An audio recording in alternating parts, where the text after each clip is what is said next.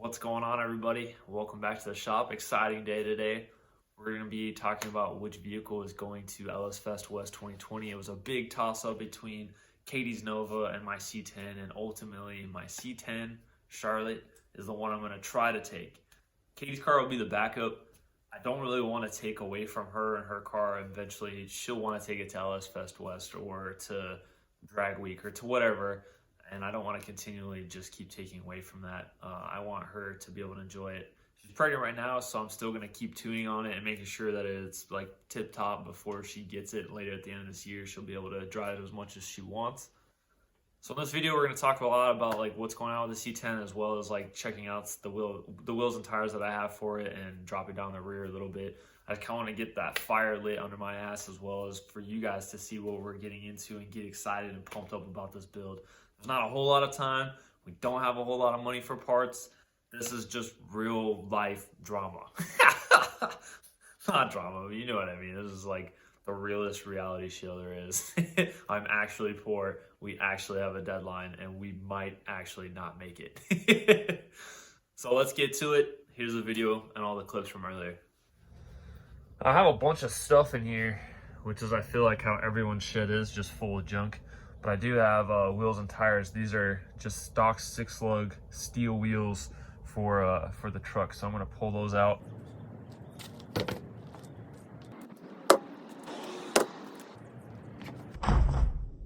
Yeah, these are 235, 75 15s. These are like one of my favorite tires, the Hankook, whatever you want to call it. I don't know. Optimo H724, and they seem to be phasing these out a little bit. I was looking at different sizes a while back. It's been a while, but got these off of Amazon pretty cheap. I love that they have the white wall, and I kind of wanted to go with like a skinnier tire, which is funny because everyone in the C10 world, I feel like, goes with a fat rear or like, you know, dumps it on air, and I'm not opposed to that. Not at all. I think it looks sick, but I like being different, and I kind of wanted to build this truck to be like a hot rod themed style truck, like kind of like I want it to look like it's like a 60s build, but it's got like way modern technology and sounds nasty and has a turbo and a 6-speed and all that other shit. Up in here, I was starting to store stuff and I completely forgot about it. So I have some springs, which I think I mentioned. I didn't realize, I think they're 6 inches, which is pretty crazy. I thought I got 5s, but anyway, 6-inch rear springs, I guess. There's like the sending unit for the tank that I already had taken apart to get it ready. What do we have? Oh, a bunch of like brake lines and bearings, braces, all that stuff up in there. And then a pretty important part here is the EFI Source micro squirt with a plug and play harness. So it's pretty awesome. It comes all ready to go, and their harness has gotten like really good over the years. It's Mike Sr. and Mike Jr. that I think own and run the place. Me and Mike Jr. get along pretty well, and we always bullshit on the phone. So thanks for the hookup, Mike.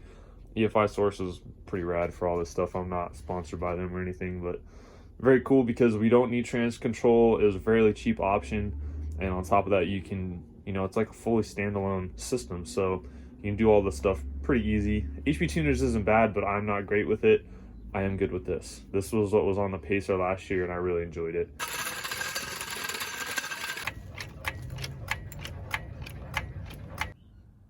One thing I know we're gonna need is right here, because this old girl is rusty. Well, yeah, no, rusty, crusty. It's one of the two. She is. This one. You're crusty.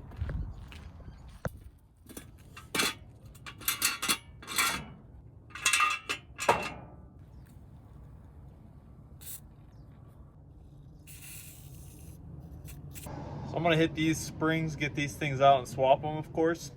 But what I'm also gonna do is I'm gonna start lubing up all this other stuff, because I'll be taking it apart. So like the bolts for the U-bolts for the rear end, I'm gonna start throwing some WD-40 on those, and then like the shocks and stuff like that, because these are things that are coming off the truck. But it's nice to get a little bit of a head start on this stuff, and then it'll blip right off, hopefully.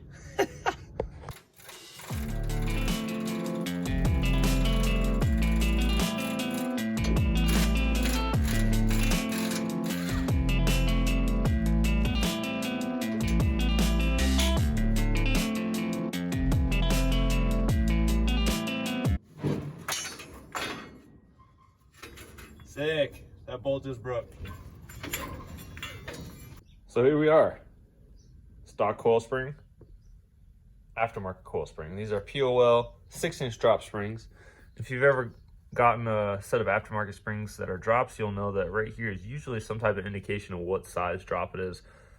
Apparently, whenever I bought these, I was overseas just internet, clacking away, and I thought that this was a good size drop. So I must have had some type of research, hopefully, or maybe I was just like, yo, that's the sickest, biggest spring, let's get them. Which sounds more like me. So we have the 6-inch drops, and on top we had the upper bolts breaks. So we're gonna go ahead and replace these upper bolts and then get these springs in. This is a mock-up, I think, unless everything goes well. Then I'll just never take them out. That's probably what's gonna happen.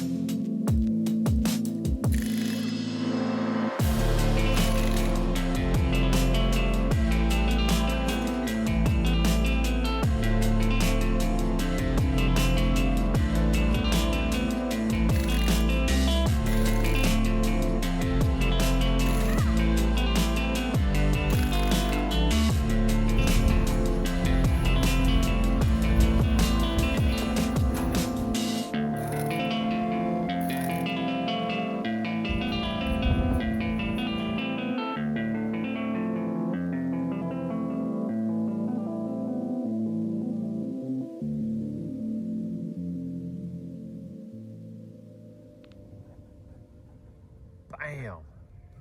Yeah, I'm digging that. Obviously the front, we haven't messed with that yet, but just the rear is like my favorite view of this truck right here. Big back window, custom cab, hell yeah. The tail lights with like the body lines, and then the Chevrolet on the tailgate and how square it is, just, the steering wheel popping up, like everything about these is just my favorite. I love the low fender on the rear. We can actually go a little bit lower in the rear too. But overall, just doing stuff like this, like just messing with the build for 2 minutes, putting the wheels and tires on it and dropping it or whatever, can just reignite the flame, and just get you like to see what it's gonna look like and get you so freaking pumped. I had to throw on some glasses because it's getting pretty bright out. These are Katie's too, don't tell her. I'm gonna go ahead and walk you guys around the truck really quick, just in case some of you guys haven't seen it. This is gonna be super quick, but it's also gonna show up some new stuff, like kind of my overall idea for the build, as well as parts, pieces, things that are going into it. So 64, big back window, short wide box, custom cab, and it is pretty rust free in the cab. The cab's in really good shape. The worst part about the cab is the upper roof, I guess. It looks like the truck sat at like an incline and water pooled on the roof up in this sill, and then just got down in there and rusted out. This is the original deluxe bench seat interior, I believe, and I love this. This is like my favorite. I've seen this here and there, and it's just the best. And I didn't even know it had it at first. This was over the top of it, and it ripped, or was ripping, and I just ripped it off, and there it is. The only bummer is the bottom, the actual matching bottom, is gone. So at some point I'd like to fix that, but obviously for like LS Fest it'll just be like this, or maybe like a Mexican rug blanket or something. The truck actually has a factory installed AC system, but it'll have to come out because of the stick shift for the T56 and then the handbrake. Oh yeah, I said it, handbrake. One of my favorite things about this truck is the steering wheel. I would have to say, if I had to pick one favorite thing, that steering wheel is the shit. I don't know specifics about like what it would be called, or if that's what came in the custom cab. I'm not like a huge C10 guy. I'm sure some of you may know. So if you do know, go ahead and comment below and let me know. So there's the cab, not terrible. Pretty much needs all the seals in the doors and all that stuff replaced, fixed.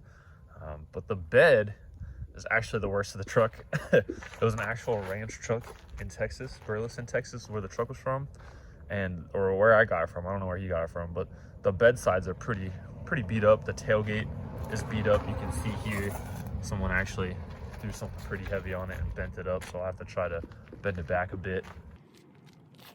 There's the other bed side, kind of beat to death. Back here, we actually have the stock style tank. This is a new one that the previous owner had bought for the truck.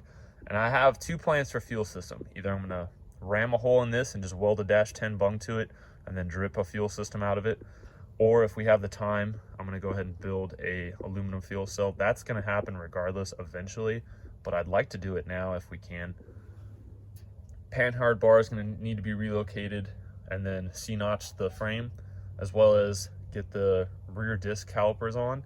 And then on top of that, we're gonna have to get the caliper adapter brackets. We're gonna have to fabricate or build or have someone CNC or get some measurements, etc., to get 2 calipers on this thing, because we are doing a handbrake, because I'm super pumped about that. It's one of the biggest things about this truck that I've wanted to do since day one. Continuing with the front, we have a kind of cool thing that I've really fallen in love with on this truck specifically, is it has a smash hit bumper from the Perry Company, Waco, Texas.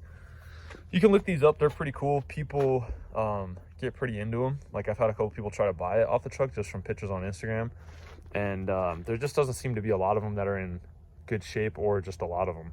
It actually did save the grill. Like, the grill's in really good shape, and the bumper is only slightly squished right there. You can kind of see the bend mark.